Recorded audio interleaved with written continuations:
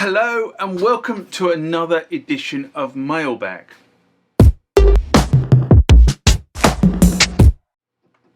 What is Mailbag? Well, Mailbag is a feature of the channel where you guys leave lots of comments on the channel and I attempt to answer those comments, or if I can't answer those comments, I throw it out to you guys who have more knowledge on some of this stuff than I do. So let's get into the first mailbag of this session.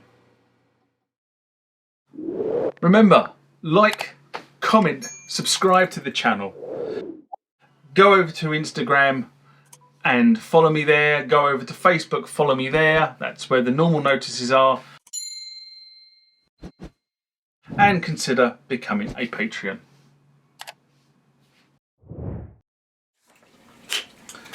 Next comment or question comes from Lloyd Valentine 2 in response to recurring MX-1 questions, a video I did in November 2021. And Lloyd writes, "Thank you for answering questions, it helps a lot.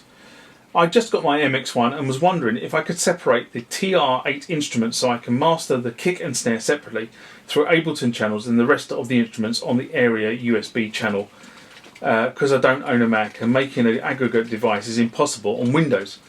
My question is, will the MX-1 still read the MIDI from the USB port for both the kick and the snare?" Good question. Anyway, there's basically two questions in that question. It's not one question. One about audio and one about MIDI routing. Now, the first thing, if you present the audio from the TR-8 to your computer using the MX-1, you only get the main outputs of the TR-8 that are visible from an audio perspective. If you want to master the kick and snare separately, then you have to assign them to the A and B outputs and then route them to one of the MX-1's audio input channels, and then these changes are presented. So those input channels will then be presented to the audio of the computer, so you can master them separately. From a MIDI perspective, you cannot assign MIDI channels separately to the kick and the snare. The MIDI is received by basically the whole drum kit, so you have to mute the MIDI on the other channels if you're going to do it that way.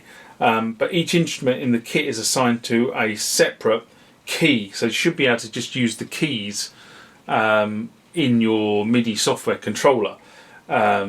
You could actually route those keys to a separate MIDI channel potentially, but I can't see that. Anyway, the bottom line is TR-8 is not savvy enough to actually receive on multiple MIDI channels. It can only receive on, it's either Omni or on a specific channel, and it receives all notes on that channel it's receiving, so you can't differentiate between the notes for specific instruments in a drum kit as opposed to the whole drum kit. Anyway, the MX-1 should act as a hub for the TR-8, so you should be able to present the TR-8 as a MIDI device to the computer separately. So that's how it should work. Next comment or question comes from CKK28. And this one is in response to the Oberheim OBX8 and a new area from Roland, a rant I did in May 2022. And CJ writes, "Hi, thanks for a good channel." Well, thank you very much. I'm hoping for an MX-1 Mark II or something similar for my boutique machines and System 8. It must be a combo of more USB 2s, USB-C, and be true class compliant, of course. No MIDI CC for sound editing in all these three new small area synths is, in my opinion, a big mistake. I've had a go with Zenology Pro recently to create classic synths. Sadly, I find it hard to program. Although I did actually get some fairly good results at first glance, but playing notes in higher octaves reveals a nasty aliasing distortion and high cutoff settings. Have you had a go with Zenology Pro yet? Kind regards, Joachim.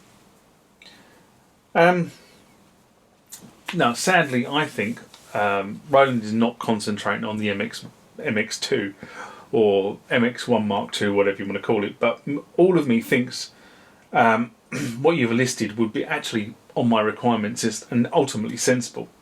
Now, I've not really looked at the deep and technical specs of the new ARIA modules, I've got to be honest.